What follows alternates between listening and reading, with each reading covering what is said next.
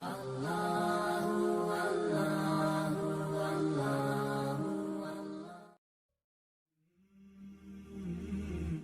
semua, ternyata banyak sekali manfaat gerakan sholat dalam hidup kita.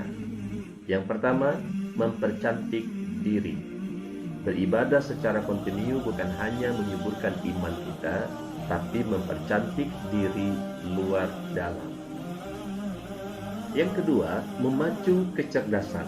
Gerakan sujud dalam sholat tergolong unik. Falsafahnya adalah manusia menundukkan diri serendah-rendahnya, bahkan lebih rendah dari pantatnya sendiri. Dengan melakukan gerakan sujud secara rutin, pembuluh darah di otak terlatih untuk menerima banyak pasokan darah. Pada saat sujud, posisi jantung berada di atas kepala yang memungkinkan darah mengalir maksimal ke otak. Itu artinya otak mendapatkan pasokan darah kaya oksigen yang memacu kerja sel-selnya. Dengan kata lain, sujud yang tumanina dan kontinu dapat memacu kecerdasan. Risetnya telah mendapat pengakuan dari Harvard University, bahkan seorang dokter kebangsaan Amerika yang tak dikenal menyatakan masuk Islam setelah diam-diam melakukan riset pengembangan khusus mengenai gerakan sujud. Yang ketiga, memperindah postur. Gerakan-gerakan dalam sholat mirip dengan yoga atau pergerakan stretching. Intinya untuk melenturkan tubuh dan melancarkan peredaran darah.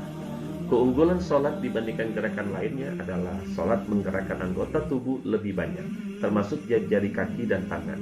Sujud adalah latihan kekuatan untuk otot tertentu, termasuk otot dada.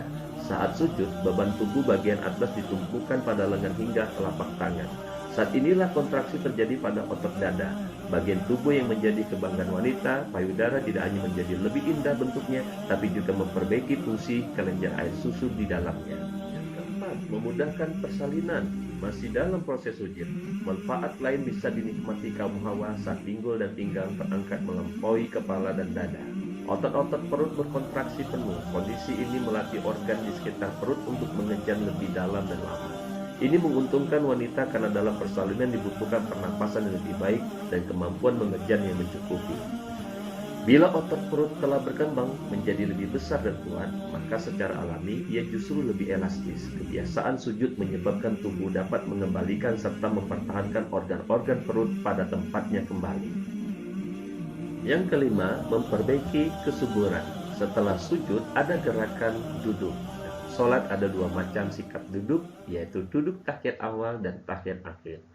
Yang terpenting adalah turut kontraksinya otot-otot daerah perineum. Bagi wanita ini adalah daerah yang paling terlindung karena terdapat 3 lubang, yaitu liang persenggamaan, dubur atau melepas kotoran, dan saluran kemih.